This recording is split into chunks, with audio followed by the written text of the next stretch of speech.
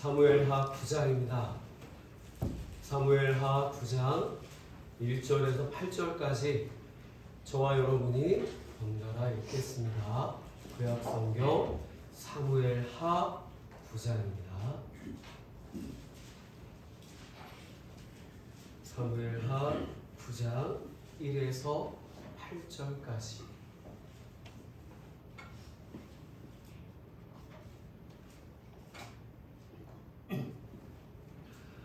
다 찾으셨으면 제가 먼저 읽겠습니다.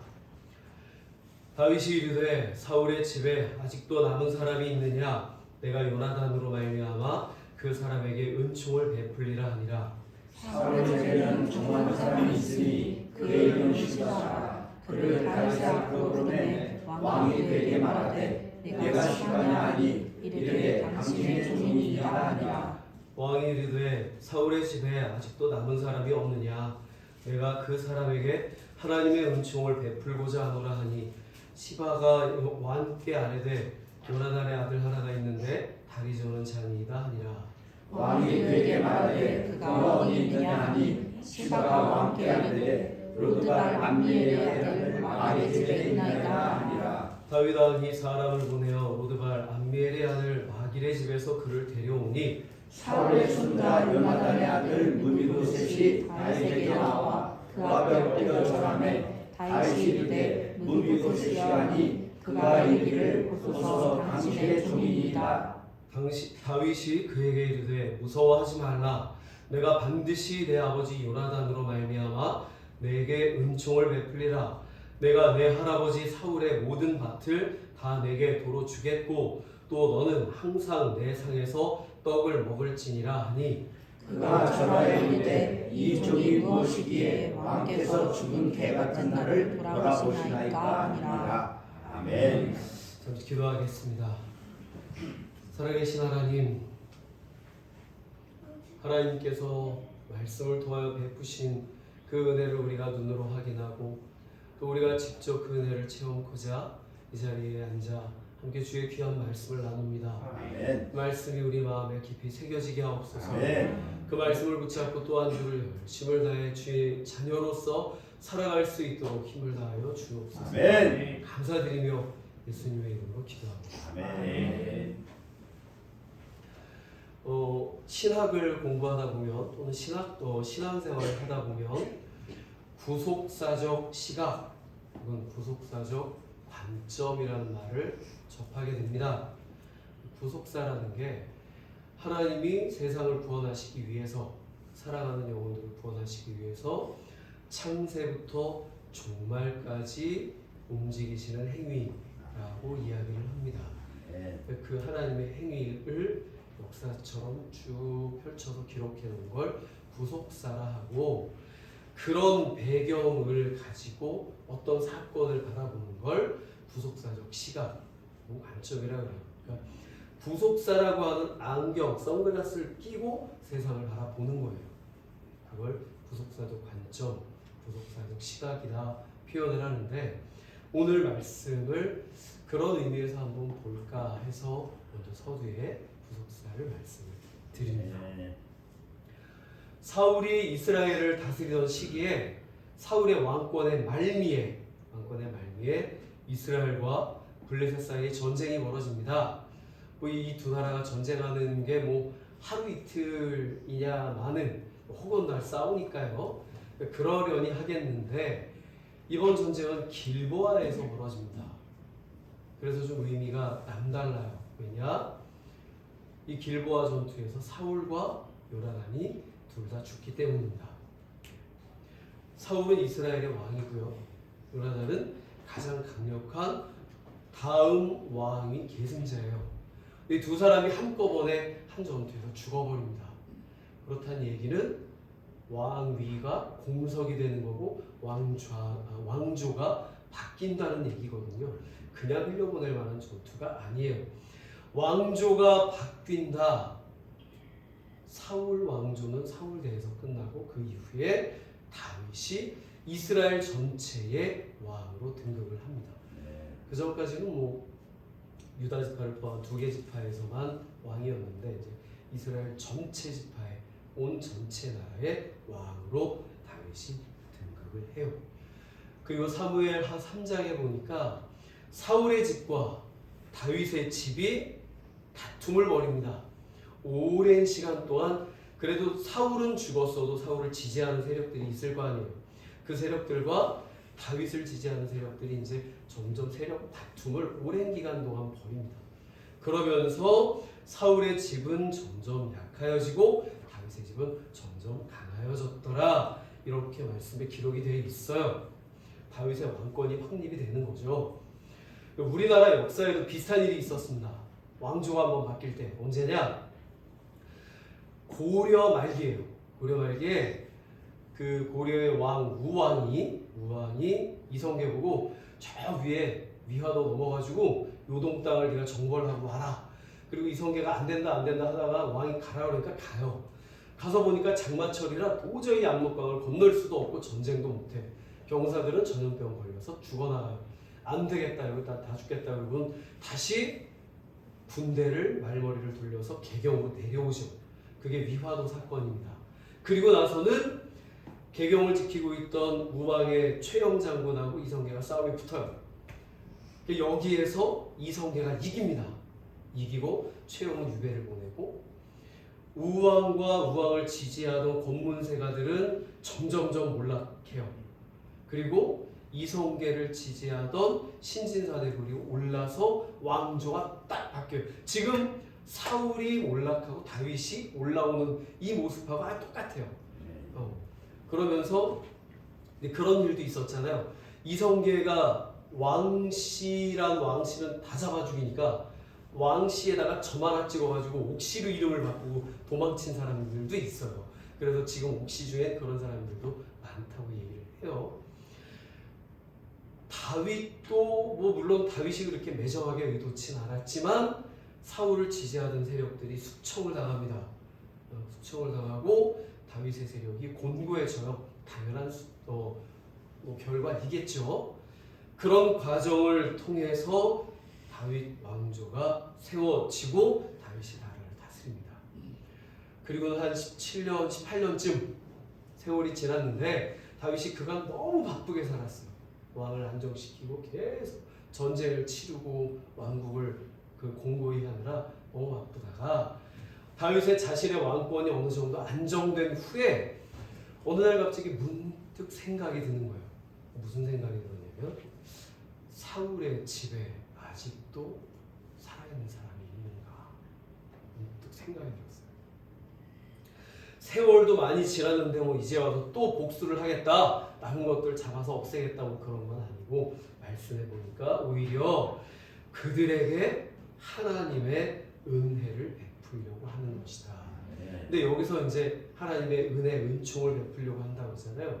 이 말이 헤세드인데 우리가 전에 제가 설교하던 시간에 이 헤세드라는 단어를 가지고 설교를 한번 나눴던 적이 있습니다. 룻기를 낳을 때 그랬어요.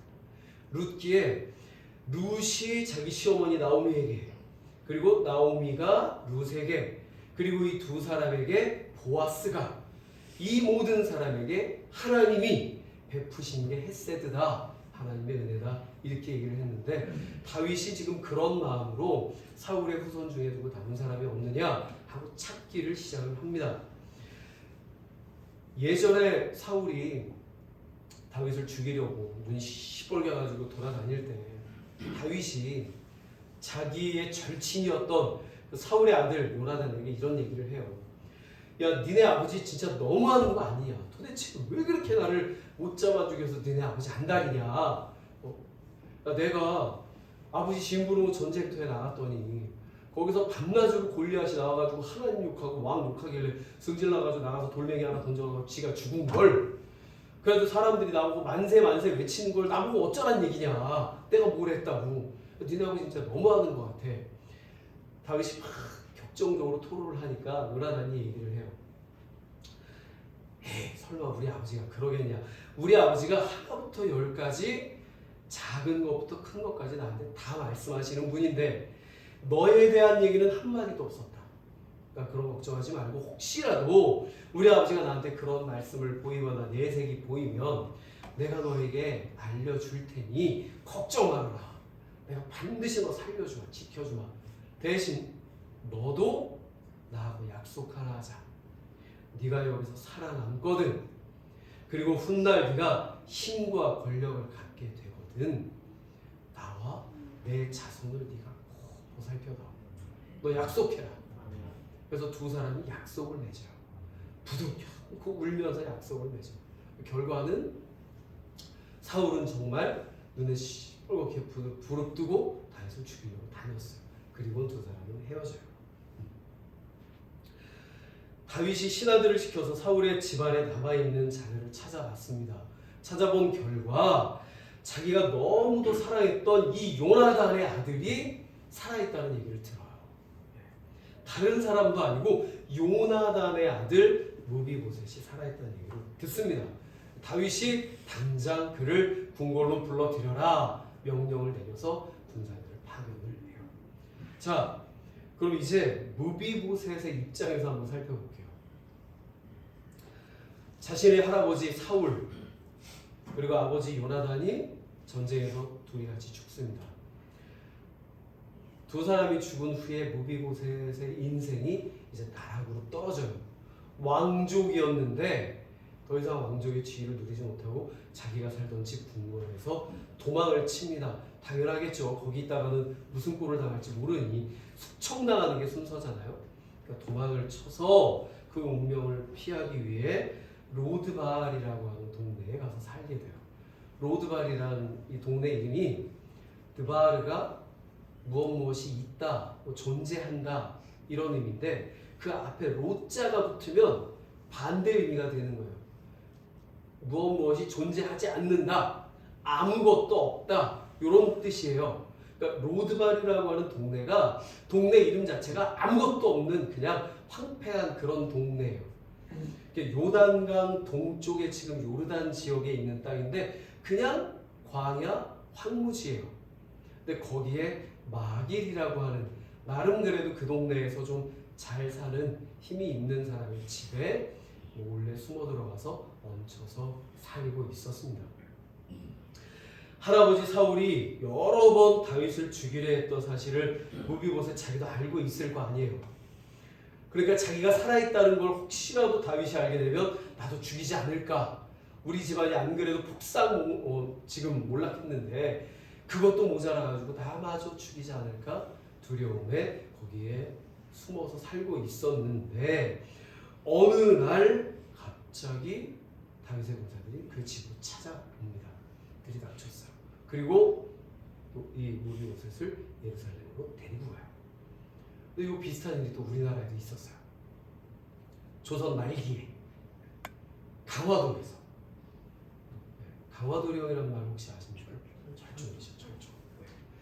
왕족이 이제 그 앞에 헌종이 죽고 나서 왕위를 누가 이으지? 하다 보니까 자리가 비니까 야 저기 가가지고 그때 당시에 세를 이루고 있던 사람들이 이제 권씨 안동김 씨하고 또 하나가 있었는데 세력 다툼하는 하여튼 그 사람들이 강화도에 사람을 파견을 해요. 근데 이 철종은 왜 강화도에 가 있었냐면 자기 할아버지하고 아버지하고 큰형이 영모에 엮였어요. 숙청을 싸그리 당하고 이 사람만 살아가지고 그냥 강화도로 유배를 보내버린 거예요. 거기에서 왕족인데 농사 짓고 살고 있었어요. 어느 날 갑자기 농사 짓다가 쓱 보니까는 관리들하고 군사들이 말을 타고 깃발을 들고 우르르 몰려오는 거예요. 자기 살고 있는 동네로. 그러니까 올 게 왔구나. 그리고는 지게잡대기 내팽겨치고 산속으로 냈다 도망을 칩니다. 근데 그런다고 못 잡아들일 건 아니죠. 그리고 군사들을 시켜서 철종을 딱 잡아들였는데 한양으로 압송을 하고 보니 죽이려고 압송한 게 아니라 왜 압송을 했던 거예요? 왕을 세우려고. 무비보셋도 자기는 이제 죽었구나. 그리고는 갑시다 하니까는 예루살렘까지 어쩔 수 없이 따라왔어요. 드디어 올 게 왔구나. 그리고 떨리는 마음으로 다윗의 앞에 나타나서 그 앞에 무릎을 꿇고 머리를 주아리고 앉아 있습니다. 그때 성경이 뭐라고 그러냐면 두 다리를 다 저는 장애인이다. 이렇게 표현을 해요. 9장에 무비보셋이 다리를 저는 자라고 하는 표현이 2번 나옵니다. 근데 성경에 예수님이 말씀하실 때처럼 진실로 진실로 한 말을 2번을 반복하거나 아니면 처음과 끝에다가 같은 말을 2번을 반복을 시켜보면 그 자체를 강조를 하는 거예요. 다리를 저는 자였다, 다리를 저는 자였다 강조를 하는 건 거기에 대해서 뭔가 하고 싶은 말이 있는 거예요. 무슨 말이냐? 아무런 능력이 없다는 걸 강조하는 거예요. 이 사람이 다윗에게 어떤 위해도 가할 수 없는 그냥 아무 능력 없는 자, 이걸 강조하는 거거든요. 사무엘하 4장에 보니까 블레셋과의 전쟁에서 사울과 요나단이 죽었습니다. 죽었다는 소식이 궁궐에 전해졌어요. 미리 소식이 날라왔겠죠. 소식이 날라오니까 어이구 이거 여기 있으면 큰일 나겠다. 그리고는 무비보셋을 기르던 유모가 그를 안고 급하게 궁궐 밖으로 도망쳐 나오다가 그를 떨어뜨려요.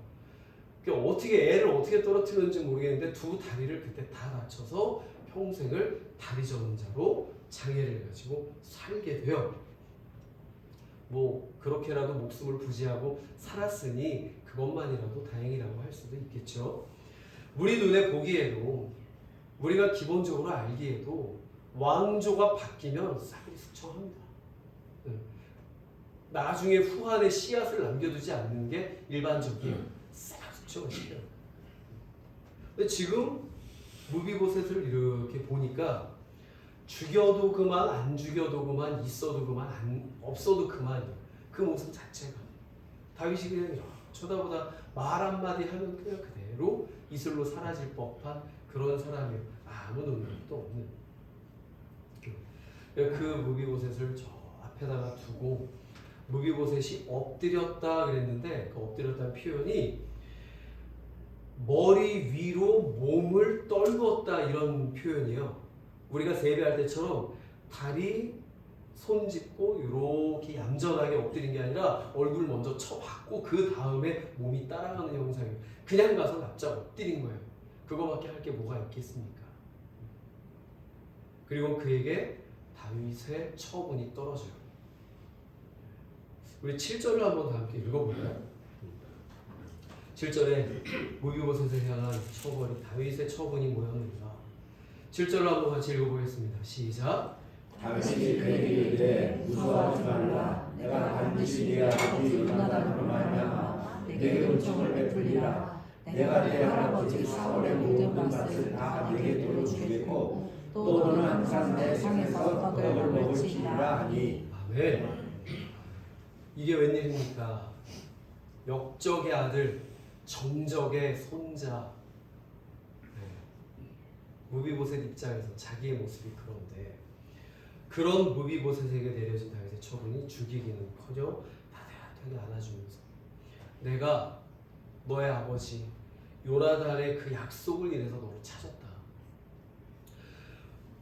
그리고 이제 앞으로 내가 원래 너의 할아버지 사울의 것이었는데 지금은 내가 가지고 있는 그 땅을 다 너에게 돌려주마.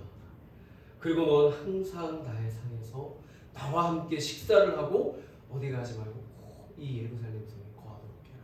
내가 지켜주마. 이렇게 전혀 예상치 못한 은총, 햇새들을 다윗이 무비보셋에게 허락을 합니다. 두려워서 떨고 있던 무비보셋이 이게 웬일인가 너무 놀라기도 하고 또 너무 고맙기도 해서 반문을 해요.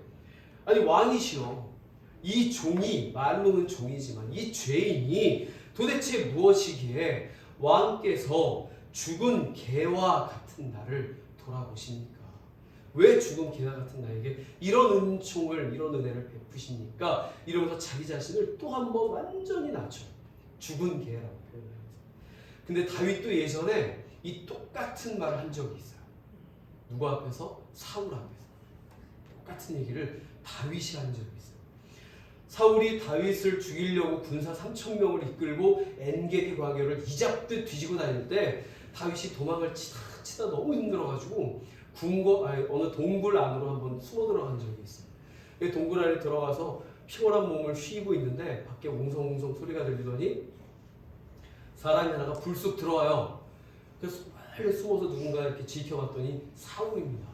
왜 들어왔죠? 볼일 보러. 사울이 볼일을 보러 왕이 뒤를 가리러 들어왔다 말씀이 되어 있어요. 화장실이 급해가지고 사울이 볼일을 보러 들어와서 겉옷을 벗어놓고 거기서 이제 볼일을 보는 거예요. 옛말에 그런 말 있죠. 똥 싸는 놈 주저앉히는 거 얼마나 쉬워요. 뒤에 가서 쓱 하면 끝나는 거예요. 근데 다윗이 차마 자신의 양심에, 신앙 양심에 하나님께서 기름 부어 세우신 왕을 내가 해할 수 없다 그러면서 왕의 옷자락만 살짝 자르고 이제 그 왕을 살려서 아무 위해를 가하지 않고 돌려보내요. 사울이 나가서 군사를 끌고 저만치 갔을 때 동굴에서 나와서 뒤에다 대고 소리를 쳐요. 왕이시여 왕이시여 부르니까 사울이 돌아보고는 다윗이냐? 맞습니다. 너 어찌 거기 있느냐? 다윗이 그때 얘기를 해요. 왕께서 어찌 죽은 개와 같은 나를 이렇게 쫓아다니십니까? 아무 능력도 없고 힘도 없는 나를 왕께서 왜 이렇게 나를 쫓아다니십니까? 그랬더니 사울이 그 말을 듣고 좀 찔린 바가 있었는지 그냥 그래 내가 이제 돌아가봐 그리고는 돌아가요. 물론 거기서 끝은 아니었어요. 자, 우리나라와 마찬가지로 유대인들도 이 개를 상당히 안 좋은 뜻으로 많이 사용하기도 합니다. 물고 빨고 할 때는 언제 뭐 집에다가 갖다 데려다 놓고 목욕시켜가면서 키우고 병원 한 번 가면 사람보다 개가 돈이 더 많이 들어가요. 요즘 세상 보면. 근데 꼭 안 좋은 얘기할 때는 개를 갖다 써. 근데 유대인들도 그랬던 것 같아요. 살아있는 개는 밥 먹을 때는 개도 안 건드린다 그러잖아요. 왜? 건드리면 개도 승질을 내거든요. 이빨을 들이밀어요. 살아있는 개는 건드리면 그나마 이빨이라도 드러내고 으르렁거리고 덤비기라도 할 텐데 죽은 개는 그것도 못해요. 그리고 율법에 따르면 죽은 개는 시체이기 때문에 만지는 것조차 허락이 되지 않아요. 만지는 것조차 허락을 하지 않는 그냥 더러운 존재예요. 율법에서조차. 그런 개와 같은 자신에게 베풀어지는 은혜가 무비보셋에겐 너무 크고 감격스럽고 감사한 일이었어요. 이제 구속사적 시각을 여기다 한번 덮어볼게요. 비록 사울이 자신을 해하려 했지만 요나단과의 약속을 인해서 그 후손을 찾아 후대하는 다윗과의 진실한 우정 또 사랑의 관계를 맺어놓은 덕분에 약속을 받아놓은 덕분에 자기가 죽어서도 자기 아들, 자기 후손을 살리는 요나단과 마지막으로 죽은 개와 같은 자, 죽을 수밖에 없는 구렁텅이에서 헤매고 있었는데 그 약속을 인해서 목숨을 건진 무비보셋. 하나님과 예수님과 우리의 모습을 저는 여기서 찾을 수가 있었어요. 자, 절대적인 권력을 가진 왕이신 하나님이 계세요. 이 말씀에서 다윗입니다. 하나님께서 공의롭게 정하신 하나님의 법에 따라서 죽을 수밖에 없는 우리를 하나님이 기억하시고 우리가 어디 있나 아직도 살아있나 찾아내셨어요. 하나님이 가만히 보니까 어디 있습니까? 지옥의 문턱에서 오락가락하고 있는 거예요. 그러니까 하나님이 거기서 우리를 불러내셨어요. 복음 전하는 사람들을 보내서 복음을 듣게 하시고 그 자리에서 우리를 불러내셔서 주의 전에 데려다 놓으셨어요. 교회라고 하는 이 하나님의 전에다가 하나님의 발 앞에 우리를 데려다 놓으셨습니다. 자, 말씀을 듣고 기도를 하는 가운데 우리가 죄인됨을 깨닫고 하나님 앞에 죄인된 것이 두려워질 때쯤 우리가 교회 처음 나와서 기도를 하고 은혜를 받다 보면은 무슨 일이 처음에 벌어지느냐 회개하게 됩니다. 반드시 내가 죄인인 것을 깨달아야 예수 그리스도가 왜 나에게 필요한지가 인정이 돼요. 그러려면 내가 죄인인 게 깨달아져야 돼요. 그러고 나면 뭐가 오니까 반드시 회개가 와요. 처음엔 두려움이 있겠지만 내가 죄인이었구나. 내가 죽을 수밖에 없는 사람이었구나. 이걸 깨닫게 되고 그 후에 오는 것이 회개가 오고 그러고 나면 하나님의 성령의 임하심을 성령 체험을 하게 되고 그때서야 구원받았다라고 우리가 얘기할 수 있는 거예요. 무비보셋도 똑같아요. 사울의 후손인 게 죄가 됩니다. 이 사람한테는 지금 다른 거 없어요. 그냥 그것 자체가 죄예요. 사울의 후손인 게. 우리에게 뭐가 죄냐? 아담의 후손인 게 우리에게 죄예요. 원죄를 가지고 태어났기 때문에 아담의 후손으로 이 땅의 인간으로 태어난 것 그 자체가 하나님의 공의에 의해서 죄가 될 수밖에 없어요. 지옥 문턱을 그냥 오락가락 하는 겁니다. 근데 그런 우리를 하나님께서 부르셔서 우리에게 말씀하시는 거예요. 내가 사랑하는 아들 예수를 인하여 그 십자가에 흘린 피를 인하여 너를 구원하고 내가 너에게 기업을 주어 축복하고 항상 나와 함께 내 상에서 먹게 하리라. 할렐루야. 하나님이 하신 일이 그거예요. 무비보셋이 아비 요나단을 인해서 다윗에게 은총을 얻어서 생명을 구한 것처럼 우리도 예수님을 인해서 우리의 생명을 건지고 영원한 하나님의 나라를 약속받았습니다. 그리고 거기에 우리가 잃었던 것 하나님의 축복까지 다시 되찾았어요. 아니 목숨을 우리 영혼을 구원받은 것만 해도 감사한 일인데 하나님이 생명을 보존해 주시는 거에 더해서 축복까지 해주시니까 얼마나 감사해요. 근데 여러분 나는 그런 축복 받은 적 없어요. 그러실 수도 있습니다. 혹시 내가 내 모습을 돌아봤을 때 축복하고는 좀 관계가 없어 보인다. 나는 그런 거 받은 적 없어요. 내 인생은 왜 이렇게 힘든가요? 이렇게 얘기할 수 있어요. 비록 지금 내 모습이 축복과 상관없어 보인다 할지라도 분명 다시 돌려주마 약속하셨기 때문에 우리에게 소망이 있습니다. 약속하셨기 때문에. 그 로드발이라고 하는 아무것도 없는 동네에 남의 집에 얹혀 살고 있는 무비보셋도 다시 찾아내잖아요. 그는 그렇게 살다가 죽을 줄 알았어요. 우리도 이렇게 살다가 나 죽는 건가? 할 수도 있습니다. 근데 하나님이 찾아내실 거예요. 그리고 하나님께서 축복하실 겁니다. 하나님이 베푸신 은혜의 자리에서 말씀과 기도를 통해서 하나님과 교제하고요. 세상은 줄 수 없는 또 알 수도 없는 누릴 수도 없는 귀한 은혜의 시간들을 통해서 때때로 눈앞의 현실이 좀 깜깜하고 어둡다 할지라도 하나님이 주시는 그 소망 때문에 우리가 눈을 감고 기도하면 또 소망이 샘솟아 나는 거예요. 이 안에 소망이 있습니다. 비록 또 얼마 못 가서 우리가 불평불만해요. 하나님 도와주십시오. 기도하고 소망 주시면 감사합니다. 눈 딱 뜨고 돌아서면 또 불평해요. 우리 모습이 그렇습니다. 그러나 그렇다 할지라도 하나님은 우리를 버리지 않고 붙잡고 계세요. 그리고 또 소망을 주시고 결국엔 우리를 축복하실 겁니다. 여러분 혹시 지금 힘든 일 있으세요? 그러면 하나님 앞에 기도하십시오. 모르겠다 포기하지 마시고 하나님 좀 도와주십시오. 하나님밖에 없습니다. 하나님 앞에 나를 다 내려놓고 내가 뭘 하려고 머리 굴리고 애쓰고 힘쓰고 하지 마시고 그것도 필요합니다. 내가 안 움직이면 하나님도 아무것도 못 하실 일이 없어요. 그러나 그 전에 먼저 하나님 앞에 나를 내려놓고 하나님 좀 도와주십시오. 하나님밖에 없습니다. 주님만 의지합니다. 주의 은혜를 내가 간절히 사모합니다. 이렇게 기도하시길 부탁을 드려요. 근데 만약에 그것도 힘들다. 난 도저히 아무것도 못하겠어. 지금 너무 힘들어. 그냥 엎드려 있으세요. 하나님 가만히 엎드려 있으시면 하나님이 여러분을 찾으실 거예요.